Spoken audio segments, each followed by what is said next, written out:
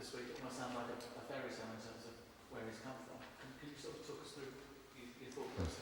Well, it is when you read the background of the boy, started in the orphanage and then played the homeless league and things like that. But it's one of these things that when we identify someone with potential, we normally would assess over a longer period. But a good scout in Portugal is, and he's very bright and he's got tremendous instinct with the boy, and we've worked on that impulse. He's 2-footed, he's very quick, there's material there. And there was other clubs that started to hover on the boy, and so we made a quick decision on it and say, well, why don't we go for it? He's got material, I'm sure we can work with that. And he's young, and we're good at young players, you know, so that's the reason. Is that material you can work with in a sort of first team situation?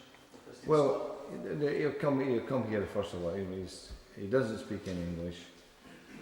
That's got to be addressed, obviously, any player coming from another country, and we provide the language teachers for that. But I think the important thing is to allow him to settle in the club.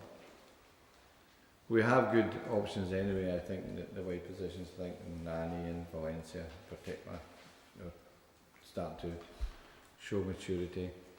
We've got Ryan Giggs, of course, Gabby Albert and Thomas Cleverley. We're okay there. But, you know, it's a different type of player maybe, you know, and so we'll see what he does once he settles. The important thing is to get him integrated into the club. We'll get him to understand what the club's about. And we're not in a rush with him, you know. There's no need for us to rush him. Was there any kind of material effectively going to the toy? Because he was over there for weeks, wasn't he? I don't know how that, what transpired over that part of it. Our work was done with Zeke Guimaras and made a decision on what we saw in those games. Did you expect when Newcastle went down that you would see him back so quickly? No, I didn't because, you know, you could sense that there was going to be an upheaval in terms of players leaving. They sold quite a few players. And that's what I think you've got to give the manager credit. He certainly had them all playing for him last season, no doubt about that. And they fought in every game, you know, and it's not easy to go down and come right back in the one goal. You know, you can see that the history about that. There's very few teams have done it over the years.